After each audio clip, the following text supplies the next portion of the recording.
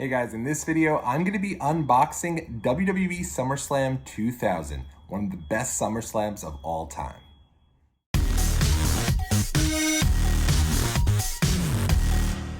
What is going on out there, world? It's your boy Tommy on the spot for Watch Along Wrestling. Hopefully everyone is doing well and staying safe all week long. We're going back and we're unboxing a variety of WWE SummerSlam DVDs from the past, and in doing so, also reviewing the shows. This one right here is one of my all-time favorites, SummerSlam 2000, so let's get right into it. All right, so here we go here. You've got The Rock here on the cover. Obviously, these are the two biggest matches on the show. You've got the main event, Triple H, Kurt Angle, and The Rock, and then Undertaker and Kane. I love the breaking glass.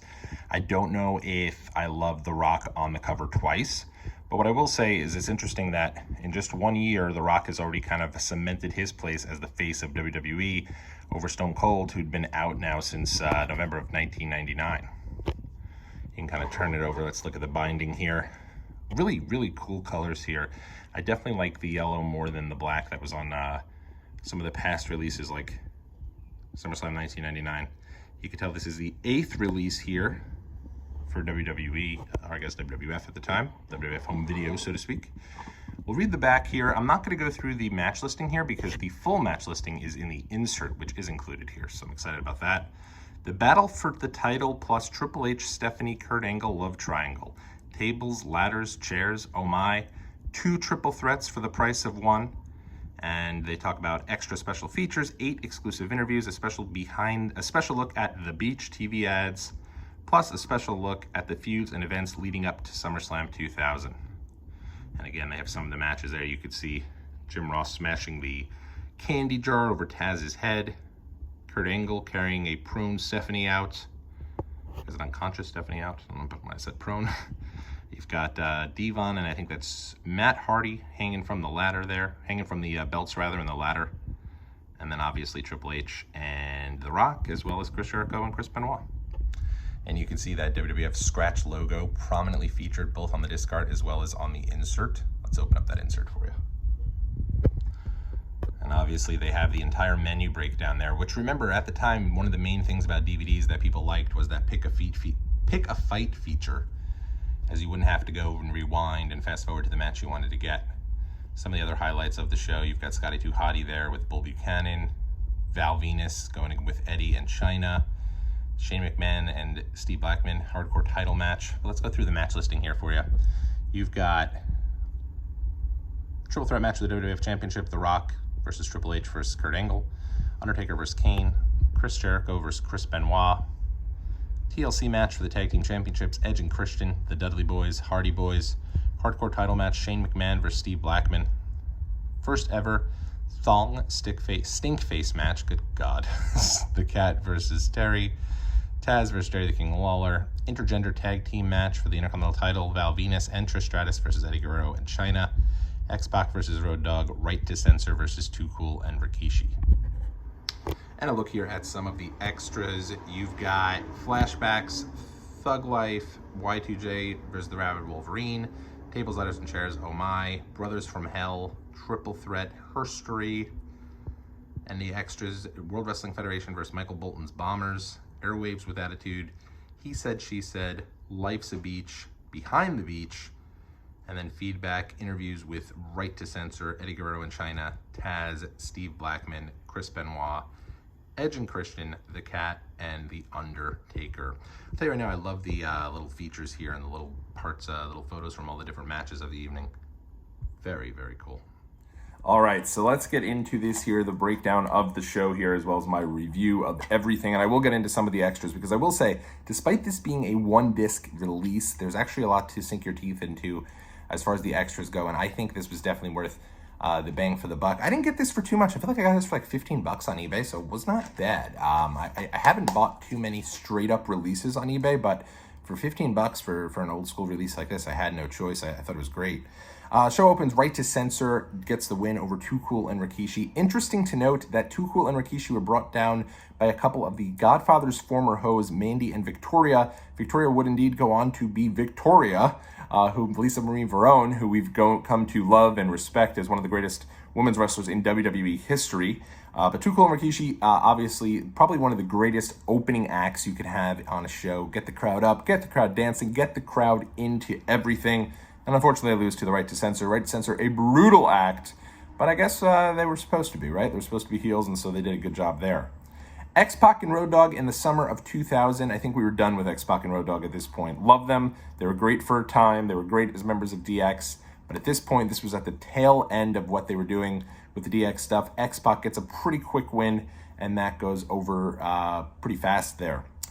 Interesting concept here. Val Venus was the Intercontinental Champion coming into this. Him and Trish Stratus defended the titles against Eddie Guerrero and Chyna, with the story being that if Eddie or Chyna were to pin either Val Venus or Trish, that person would become the Intercontinental Champion. Chyna gets the win here over Trish Stratus and indeed becomes the Intercontinental Champion yet again. So interesting idea there. I feel like if this was on Twitter these days, people wouldn't like the concept, but going back and remembering this was pretty interesting, and this kind of led to some fun stuff with Eddie and Chyna, such an underrated duo, and miss them both. Taz versus Jerry the King Lawler. If you look at the back of this here, when they go through those flashbacks, I always feel like they do it in the importance of what the matches are in the match listing in terms of like ranks. That's right there. This was one of the more entertaining matches and entertaining stories going into SummerSlam 2000, that being Taz versus Jerry the King Lawler. And it ends up where they have some pretty entertaining things going on. Very short match, but obviously everyone remembers Jim Ross smashing the candy jar over Taz's head there and getting all cut up in the process. And of course, this was the return to the WWE of Raven for the first time in the Raven character, which got just a huge pop, great moment.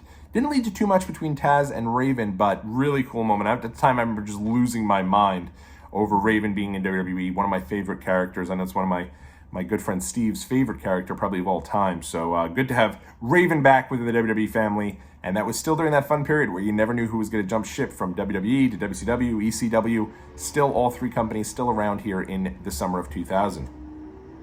Thong Stinkface match. You know, I will say that women at this point were a huge part of the show. I'd say they were probably as big a part of the Attitude Era as anything else. So this is just a sign of the times. That said, the Cat gets the win over Terry. Thong Stinkface match. I mean, they were really not doing much here for Rikishi's finisher to have it premiered here in this match here and have this be one of the bigger pieces of the match. So, hey, it is what it is and a sign of the times for sure. Shane McMahon versus Steve Blackman. Shane O'Mac, 2 years in a row, steals the show here, has an unbelievable fall. And this was not only did he have an unbelievable fall, but then Blackman, he does a pretty good elbow drop off the scaffolding there. So give it up to him as well. I felt like this was a coming out party for Steve Blackman, but then it didn't really go anywhere afterwards, unfortunately, because he looks like a total badass and Shane McMahon absolutely out of his mind. Match of the show, and probably one of the top 10 matches in SummerSlam history, Edge and Christian, Dudleys and Hardys. Edge and Christian again get the win. This is the first TLC match. Obviously, the three teams, though, did face off in the ladder match at WrestleMania 2000, but I'd venture to say this might be the best of the three different ladder matches. Really good stuff here between the three teams, and the invention of TLC from Commissioner Mick Foley just weeks prior. 2 out of 3 falls, another fantastic match. Oof, what a card. Chris Jericho versus Chris Benoit. Chris Benoit gets the win 2-1 over Jericho. Jericho, I feel like, was that babyface who was he was itching closer and closer and closer to breaking out, but for the most part, if he was in there with like a top heel, he'd lose. So that's what happens here. Undertaker and Kane, this is, they made an elite of this figure. SummerSlam Heritage Elite, badass Undertaker with the long hair, American Badass. One of the earlier matches in the ABA Undertaker's career here. He defeats Kane and takes off his mask in grand fashion there. And then the main event, it was all about Triple H and Kurt Angle. Such a fun story going into this with Kurt Angle and his romance with Stephanie McMahon blossoming, as well as the big kiss just going into this show on SmackDown that was insane and crazy. And it was really a match really between Kurt Angle and Triple H, that The Rock, who happened to be the champion, just kind of was there as a background player. And The Rock ends up getting the win here. But obviously this was all about Hunter and Kurt Angle, and just so much fun to have a brand new guy in Kurt Angle who had just debuted at Survivor Series 1999, hadn't even been there a year, and here he is in the main event of SummerSlam 2000. Really, really strong stuff.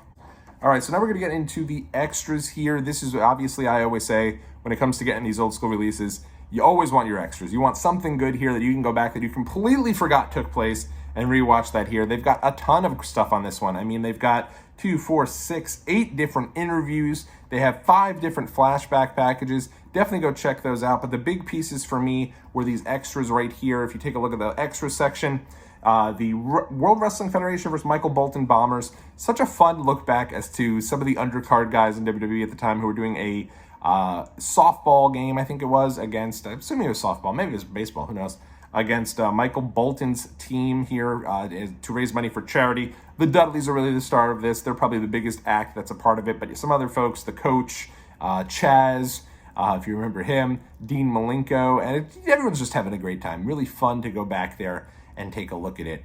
Life's a Beach, this is the commercial for SummerSlam 2000, and they show that, and then they show the making of the commercial. The commercial is a takeoff of Baywatch and really prominently features Chyna, as well as the Cat and Trish Stratus. It's really a fun look back at that, and nice to see Chyna in such good spirits and such a big part of WWE. I think Chyna at the time, if we're being honest, summer 2000, you probably have The Rock, Triple H. Chyna might be like right there as far as the top stars in WWE go.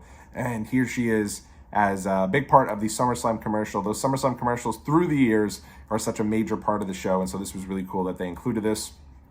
He Said, She Said is very similar to the flashback package that we got about the Triple Threat history. It's more of a commercial for the match between Triple H, Kurt Angle, and The Rock. But nice little addition there, can't complain. And then the big piece. This is my favorite extra. I totally forgot this existed. They added this here. I'm so happy that it's here on an extra here on the show. Airwaves with Attitude. This was WWF Radio. If you remember WWF Radio, it very briefly made a comeback in 2000. They did it on the eve of 2000's Royal Rumble, and I remember listening to that, getting ready for the Royal Rumble the next day, where they even premiered a little clip of Taz's debut here. But I forgot that they did a second edition at WWF New York to get everyone ready for SummerSlam 2000 the night before. And this was a great little hype piece. I wish they included the whole thing. Give me a second disc with the entire WWF Radio on there. But a nice little highlight package nonetheless of Commissioner McFoley dancing over with Too Cool. You have Trish Stratus there. The Rock even calls in, and Foley and The Rock do a little Since Rock Baby left him the SmackDown Hotel there. So really fun stuff. I think that's definitely their highlight here of this SummerSlam 2000 disc, and a nice look back at the WWF Attitude Era, and one of the earlier releases, but I'd say one of the better ones. So in any event, make sure, go out of your way. Oh, I'm holding it upside down. What the heck am I doing? Go out of your way, pick this up. It is the SummerSlam 2000 DVD, and hopefully you guys will enjoy it, and I will catch you guys in the next video.